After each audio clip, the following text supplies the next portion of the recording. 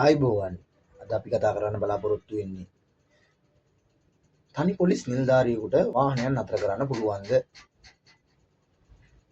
ඔව් පුළුවන්. ඒක කොහෙද තියෙන්නේ? මෝටර වාහන පනත 162 ගණතිය තමයි ඒක සඳහන් වෙන්නේ. වාහනයක් නැවැත්වීම, තනි පෙළකට ගමන් කිරීම, ආපසු හැරවීම යන ආදිය සඳහන් වෙන්නේ. ඒකට සුදු පටිය දාගෙන ඉන්නම ඕනද? සුදු පටිය කියන්නේ පොලිසිය පරිපාලනය පහසුව සඳහා පාලන අංශ, අපරාධ අංශ, විවිධ පැමිණිලි, රථවාහන, මහා කාන්තා ඒ වගේ පරිපාලනය පහසුවට තමයි අංශ බෙදලා තියෙන්නේ. ඒකත් එක අංශයක් තමයි රථවාහන අංශය කියන්නේ. ඒ සුදු පටි දාගෙන සුදු පටි දාගෙන ඉන්නම කෙනෙක් විතරද වාහන නතර කරන්නේ? එහෙම එකක් නැහැ. ඒක මිත්‍යාවක්. කළු පටිය, සුදු පටිය එහෙම පටියක් නැහැ. පොලිස් නිලධාරීන් අංග සම්පූර්ණ නිලධාරීන් සැරසී ඉන්නවා නම් ඕනම පොලිස් නිලධාරියෙකුට වාහනයක් නතර කිරීම, පරීක්ෂා කිරීම ඒක සිදු කරන්න පුළුවන්. රථවාහන නඩුවක් ලබා ගැනීම උනත් සිදු කිරීමේ හැකියාවක් තියෙනවා. එතකොට නඩුවක් ගන්න දෙන්නෙක් ඉන්න ඕනද? නඩුවක් ගන්න දෙන්නෙක් ඉන්න ඕනේ නැහැ. එක්කෙනෙක් සිටීම ප්‍රමාණවත්.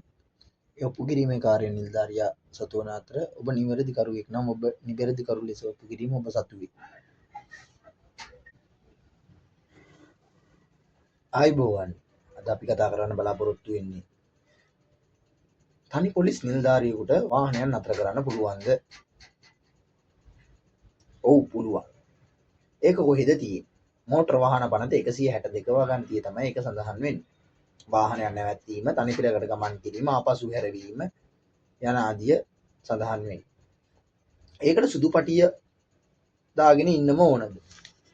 සුදු පටිය කියන්නේ පොලිසිය පරිපාලනය පහසුව සඳහා පාලන අංශ, අපරාධ අංශ, විවිධ පැමිණිලි, රථවාහන, මහා කාන්තා ඒ වගේ පරිපාලනය පහසුවට තමයි අංශ බෙදලා තියෙන්නේ. ඒකත් එක අංශයක් තමයි රථවාහන අංශය කියන්නේ. ඒ සුදු පටි දාගෙන සුදු පටි දාගෙන ඉන්නම කෙනෙක් විතරද වාහන නතර කරන්නේ? එහෙම එකක් නැහැ. ඒක මිත්‍යාවක්. කළු පටිය, සුදු පටිය එහෙම පටියක් නැහැ. පොලිස් නිලධාරීන් අංග සම්පූර්ණ නිලධාරීන් සැරසී ඉන්නවා නම් ඕනම පොලිස් නිලධාරියෙකුට වාහනයක් නතර කිරීම, පරීක්ෂා කිරීම ඒක සිදු කරන්න පුළුවන්. රථවාහන නඩුවක් ලබා ගැනීම උනත් සිදු කිරීමේ හැකියාවක් තියෙනවා. එතකොට නඩුවක් ගන්න දෙන්නෙක් ඉන්න ඕනද? නඩුවක් ගන්න දෙන්නෙක් ඉන්න ඕනේ නැහැ.